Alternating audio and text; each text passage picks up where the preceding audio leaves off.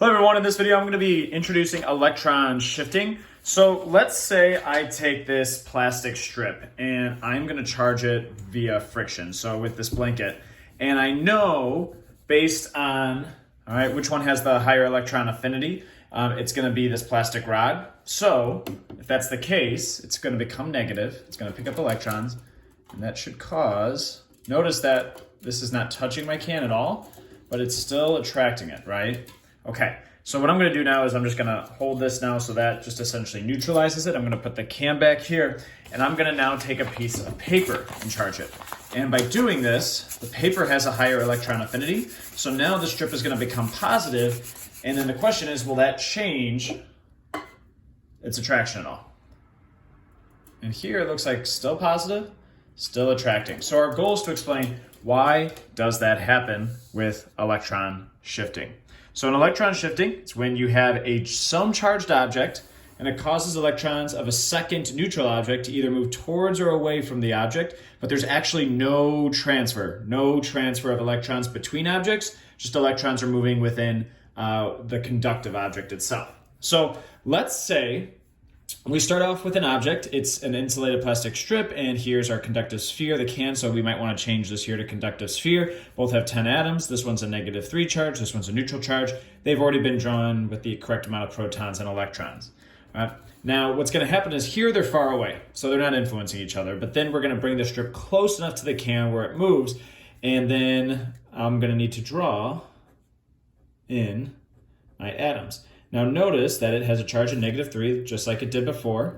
All right, so actually I'm going to draw nothing different than I drew over here.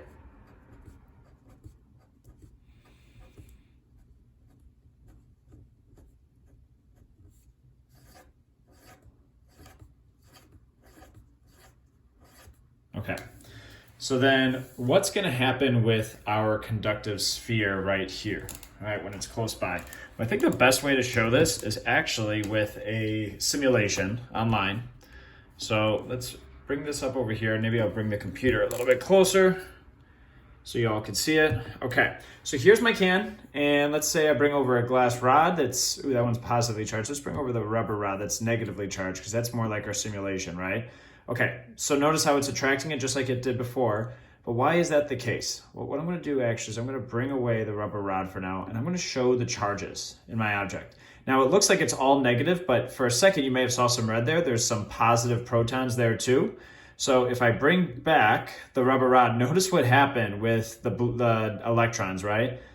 They want to get away from that negative charged rod right here, all right? And the question is, can they? Well, yeah, it's a conductor, so they absolutely can. If I get rid of them, everything goes back to neutral. The electrons want to be as spread out as possible. But again, if I bring that rubber rod close by, the electrons repel, right? Now, why does that attract the can? Well, notice now that the electrons are moving as far away as they can from the rod, but that makes the surface closest to the rod positive, right? So negatives and positives attract, okay? So that's an example of electron shifting. So let's see how we would model it out over here in our example. Okay, so what I'm going to do is I'm going to draw, like always, if I have 10 atoms, all right, I'm going to just draw 10 pluses. 1, 2, 3, 4, 5, 6, 7, 8, 9, 10. All right, and remember, before I did not realize I did not add electrons here. All right, so this has a charge of -3, which means it has 10 protons, -3, 3 extra electrons, so 13. All right, remember that stays the same for each one.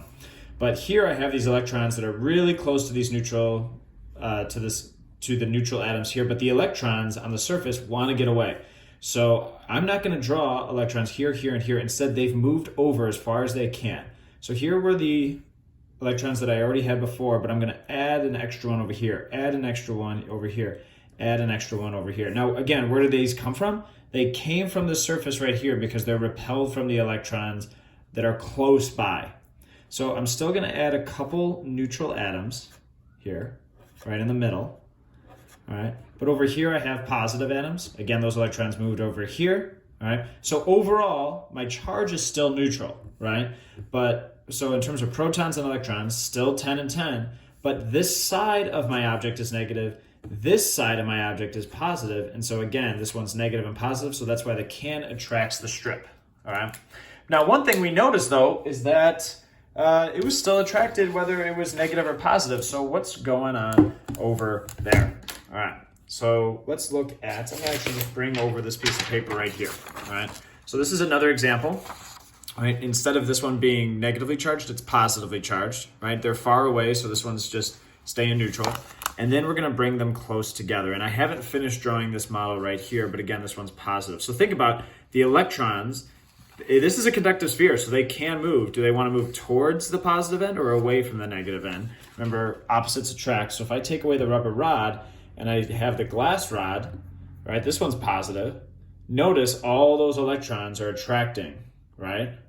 Are moving as close as they can within the can towards the positive rod.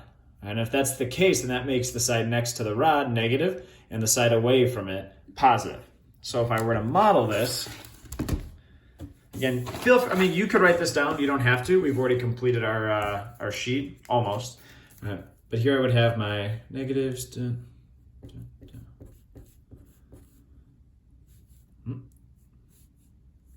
Let's get rid of that one. All right, so 1, 2, 3. No, actually, we're gonna keep it. I just went on autopilot mode. So what I want to do is actually I want to get away from get rid of that electron, get rid of that electron, get rid of that electron, right? They moved over here, so here's my extra electron, here's my extra electron, here's my extra electron, and again, here's my neutral atoms, all right? So these ones, again, ignore the things that I crossed out. These should be positive atoms, and the electrons just left to go over here. So this side's now negative, this side's now positive. They're gonna attract, all right?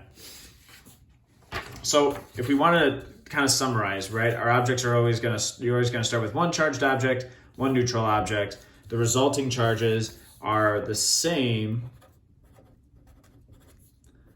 as before, but I'm gonna put in parentheses, E's moved, though, right? So same charge as before, E's just moved, and if I even want to specify that further, within conductor. All right, thanks for watching Electron Shifting.